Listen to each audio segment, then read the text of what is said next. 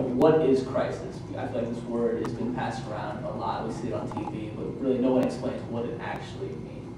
And I think, like, to explain this, I think we should take the metaphor of the human body. That, basically we have the circulation of blood, which keeps us alive, and the economy is the same way. It's the circulation of value, of capital, with the flow of value, which sustains all economies. And that crisis is any form of severe disruption in this circulation of capital. And the consequence being that the assets, labor, capital, corporations, commodities, etc., they're devalued to a point at which they can't be realized as their real value. So basically, you have too many commodities. Okay, I can't find a market to sell them. That's a crisis.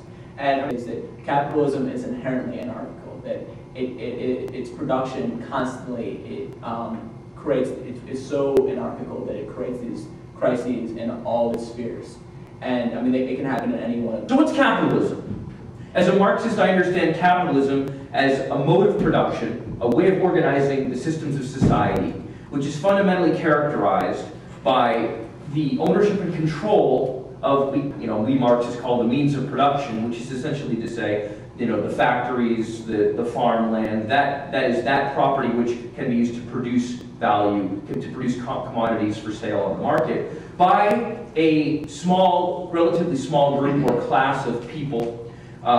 You can call them capitalists or the bourgeoisie in classic Marxist lingo, but that's not really as important. Is that the lingo of the movement right now is the 1%, although I think there's limits to that rhetoric as an explanatory framework. But the notion that you have a society where basically production decisions and priorities and methods are determined by a small minority that is oriented not because it's greedy and mean and doesn't love its children, but because it's in fact compelled by the two twin drives of the system towards accumulation and competition with other capitalist firms to exploit labor and the environment with profitability as the chief goal.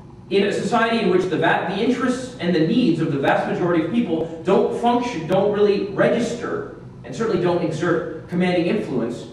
Capitalism has been a bankrupt system from the start, so at least since I've experienced it. Capitalism for most of its history has been a crisis for most people on Earth. We need something like Occupy Boston. We need not just one occupation, we need many thousands of occupations and other movements because the existing political system is completely incapable of addressing the kinds of crises that we're speaking about. Really, people are coming together and kind of everybody's wisdom and experience is being brought to the table. And it's a really, I think, fertile time. And I feel, and I'm just like amazed at all of these places, the energy that there is, and the desire for people to really work at something. And yes, it is a valid critique of the movement that we don't have, I sense to me there is a valid critique that we don't have specific kind of, let's fix it, 1 hour demands kind of thing.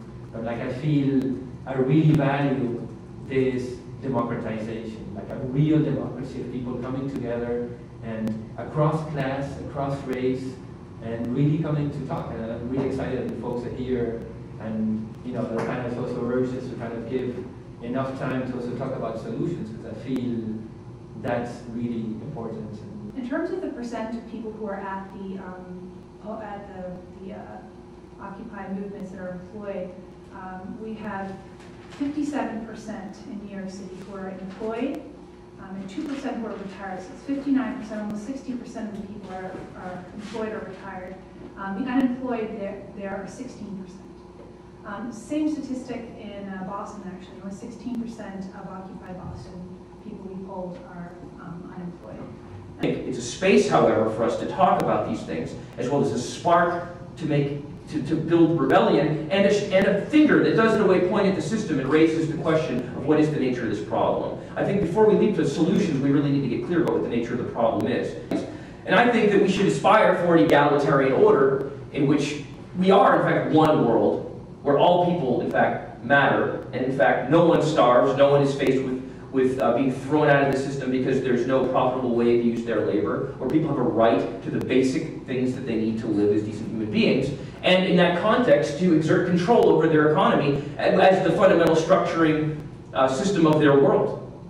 we should be talking about, I think, raising at Occupy Boston and elsewhere, the prospect and the possibilities for a world where people actually determine the destiny of themselves and their society, and not simply get to vote for which corporate elite politician to manage the system that exploits them.